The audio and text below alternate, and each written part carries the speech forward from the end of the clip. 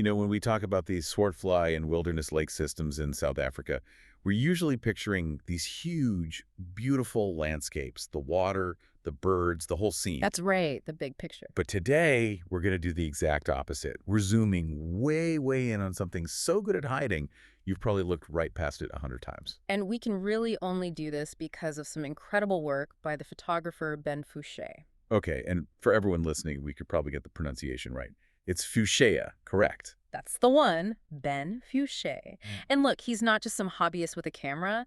This guy is a serious authority out there. Yeah. He's a professional wildlife photographer, a national tour guide for nature and culture, and he's even listed on the BirdLife SA site as a preferred guide.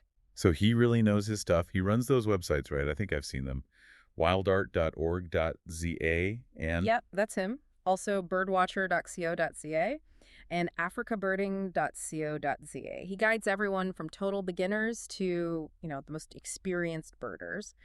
Okay, so we're in very good hands. And the reason we're talking about his work is a specific moment he captured. Exactly. A moment of predation at the Swartvlei bird hide that kind of unlocks a whole ecological story for us. So let's get into it. What is this invisible creature we're talking about? We are talking about the pipefish. Which I have to say looks less like a fish and more like a piece of grass that decide to get up and move. It's a very strange-looking animal. It's in the family Syngnathidae, which makes it a relative of the seahorse. Oh, okay. I can sort of see the resemblance in the head. Right. But imagine you took a seahorse by its nose and tail and just stretched it out. A straightened out seahorse. Basically, yeah. Yeah. It has the same tube-like snout for sucking in tiny prey, but the body is long, straight, and rigid.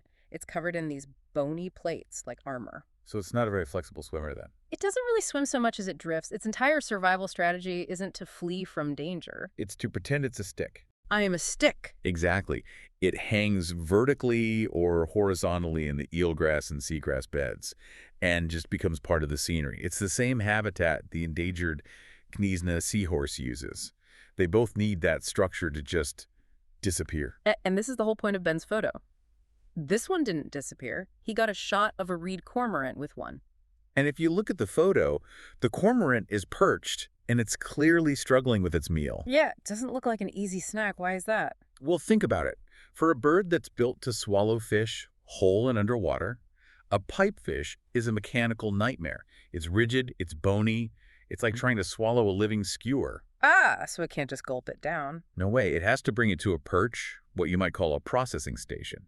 It then has to spend a lot of time and energy flipping the fish around so it can be swallowed head first. Otherwise, the plates and fins would get stuck. Exactly. Yep. It's a lot of work for a pretty meager meal. So this brings me to the big question.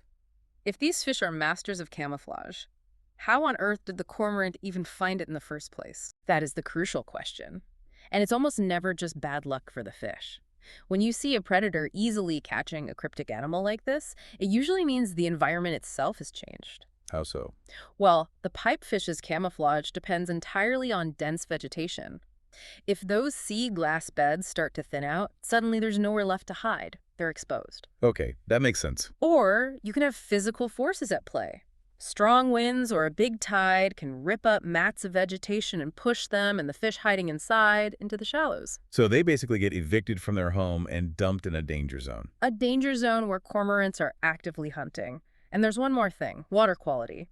Pipefish are super sensitive. A sudden change in salinity or temperature, maybe from the estuary mouth breaching, stresses them out. And a stressed fish is a slow fish. A slow, sluggish fish that might float near the surface. An easy target. So what Ben captured isn't just a cool photo of a bird. It's a data point. That's the perfect way to put it. Pipefish are what ecologists call habitat indicators. Their presence and, more importantly, their vulnerability tells you about the health of the whole system. So if they're staying hidden, the seagrass is likely dense and healthy.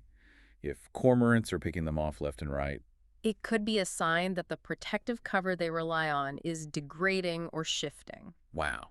So it completely changes how you see that interaction. It's not just the circle of life. It's a question. Is this just one cormorant getting a snack, or are we seeing a warning sign that this underwater world is in trouble? That is definitely something to think about. A huge thank you to Ben Fouché for his incredible work. And if you want to see his photography, you can find it at wildart.org.za, birdwatcher.co.za, or africabirding.co.za. Really fascinating stuff. Thanks for the deep dive.